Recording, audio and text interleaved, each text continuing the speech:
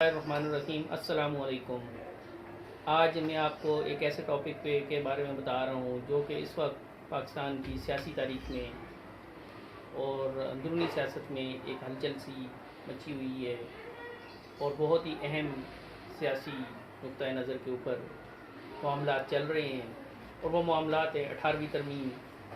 ترمیم اور NFC award. 18ویں ترمیم کیا ہے؟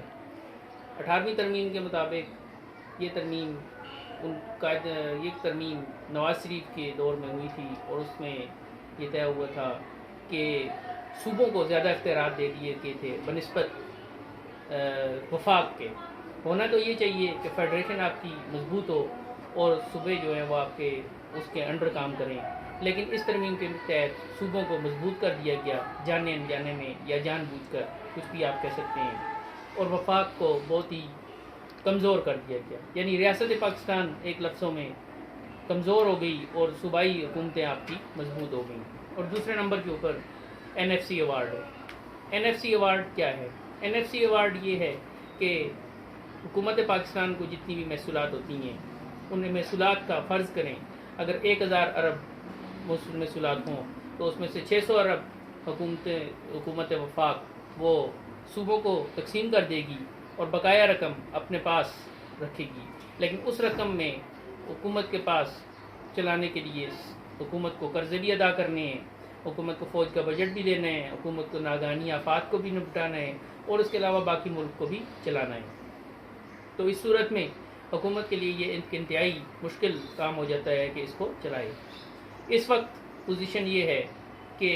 کرونا وائرس جو کہ ایک وبائی امراض اس وقت آیا ہوا ہے، اس مرض کی وجہ سے ایک جو چیز کھل کے سامنے آئی وہ صوبوں اور وفاق کے اندر اختلاف ہے۔ اس اختلاف میں وفاق کے پاس کوئی بھی ایسی آپ یہ کہہ لیں کہ اختیارات موجود نہیں ہیں کہ وہ صوبوں کو کنٹرول کر سکیں، ہر صوبہ اپنی مرضی کر رہا ہے۔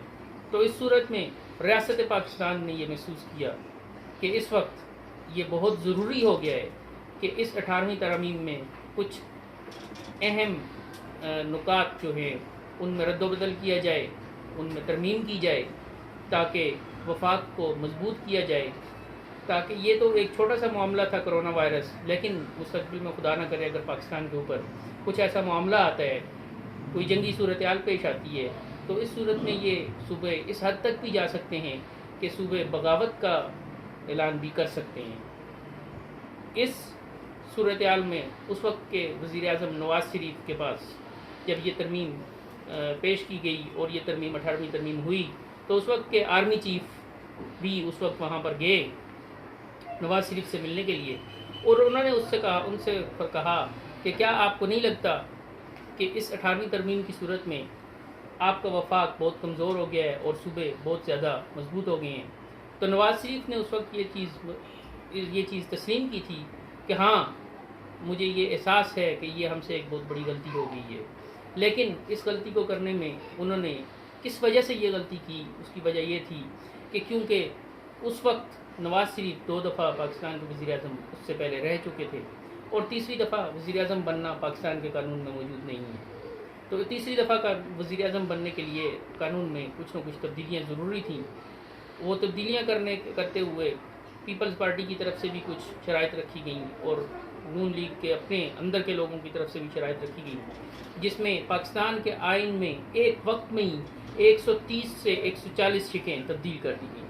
اور وفاق کو انتہائی کمزور کر دیا گیا۔ تو اب صورتحال اس وقت یہ ہے کہ اندر کھاتے بہت کچھ چل رہا ہے، اندر کھاتے پیپلز پارٹی کے ساتھ بھی معاملات چل رہے ہیں، ریاست کے معاملات چل رہے ہیں، اور اندر کھاتے نون لیگ کے ساتھ بھی معاملات چل رہے ہیں۔ اس صورت میں پیپلز پارٹی اور نون لیگ نے اپنا ایک آپ یہ کہہ لیں کہ اجلاس انہوں نے بلایا ہے، اس میں انہوں نے میٹنگ میں بہت سی چیزیں طے کی ہیں جو کہ میں آپ کے گوش گزار کرتا ہوں۔ اس وقت صورتحال یہ ہے کہ سیاسی پارٹیاں جو ہیں پیپلز پارٹی اور شریف فیملی جو ہے، یہ دونوں ایک سیاسی NRO مانگنے کی پوزیشن میں آ رہی ہیں۔ یہ دونوں پارٹیاں اس وقت یہ چاہ رہی ہیں کہ میاں نواز شریف کا نقطہ نظر بھی اگر اس میں لیں ہم، تو وہ بھی جو ہے نا وہ یہ چاہ رہے ہیں کہ ٹھیک ہے اگر کوئی معاملات اس طریقے سے طے ہو سکتے ہیں تو ہو جائیں۔ مزید یہ کہ ان دونوں کا پارٹیوں کا اس وقت یہ کہنا ہے کہ اگر فرض کریں کہ ہم کیونکہ مرکز کے پاس اتنی اکثریت نہیں ہے کہ 2/3 اکثریت سے وہ ان معاملات کو طے کر سکیں، تو وہ ان کو یقیناً ان پارٹیوں کی ضرورت پڑے گی، اور انہوں نے اس وقت یہ پیغام پہنچایا ہے کہ ٹھیک ہے، اگر ہم آپ کو اس طرح کے معاملات طے کرواتے ہیں، آئینی ترمیم جو کہ پاکستان کے لیے خطرناک ہے، اگر اس کو ہم ختم کرواتے ہیں یا اس میں کچھ رد و بدل کرواتے ہیں تو اس صورت میں ہمیں کیا ملے گا۔ تو یہ دونوں پارٹیاں اپنے اپنے کیسز ختم کروانا چاہتی ہیں۔ ان کا یہ خیال ہے کہ ہمارے نیب آرڈیننس میں کچھ اس طرح کی ترامیم کر دی جائیں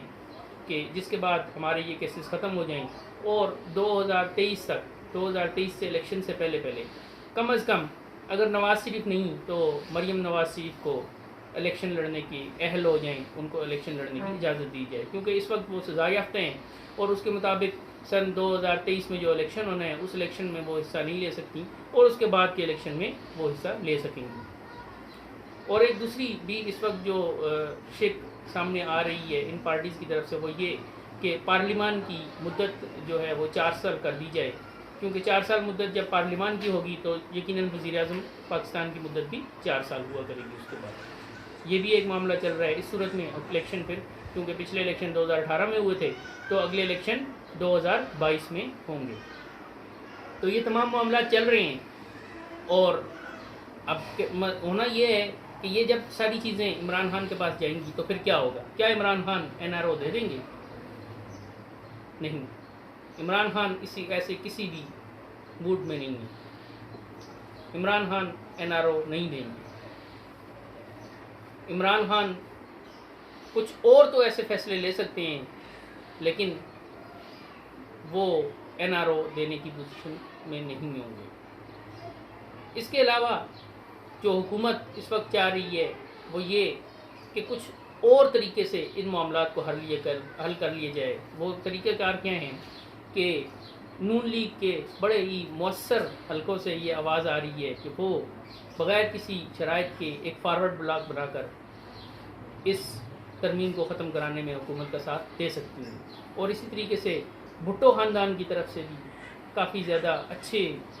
مؤثر آواز آ رہی ہے کہ وہ بھی ان معاملات کو ختم کرنے میں اہم کردار ادا کر سکتے ہیں۔ اگر تو معاملات اس طریقے سے طے ہو سکتے ہیں تو ٹھیک، اور اگر نہیں تو پھر اس صورت میں عمران خان کسی بھی ایسے موڈ میں موجود نہیں ہے کہ وہ میں اگر عمران خان NRO نہیں دیتے ہیں تو پھر ریاست پاکستان میدان میں آئے گی، اور یہ ترمیم تو ختم ہوگی، یا اس میں ختم نہ گئیں تو اس میں کچھ نہ کچھ رد و بدل ترامیم تو ہوں گی، ضرور ہوں گی، چاہے وہ فارورڈ بلاک کے ذریعے ہوں یا کسی اور کوئی اور ایسا فیصلہ لیا جائے۔ تو اس وقت تک کی یہ معاملہ، یہ صورتحال تھی جو کہ میں آپ کو بتانا چاہتا تھا۔ مزید بھی آگے انشاءاللہ جیسے ہی مزید تفصیلات ہوں گی، ہم اپنے ذرائع کے مطابق معلومات ملیں گی، ہم آپ کو گزار کریں گے۔ مزید خبروں کے لیے یہ ہے کہ آپ اس چینل کو سبسکرائب کریں، لائک کریں، اور ویڈیو کو شیئر کریں، بیل آئیکن پر ضرور کلک کریں تاکہ آپ کو ہماری ہر آنے والی نئی ویڈیو باقاعدگی سے دیکھنے کے لیے ملتی رہے۔ بہت شکریہ۔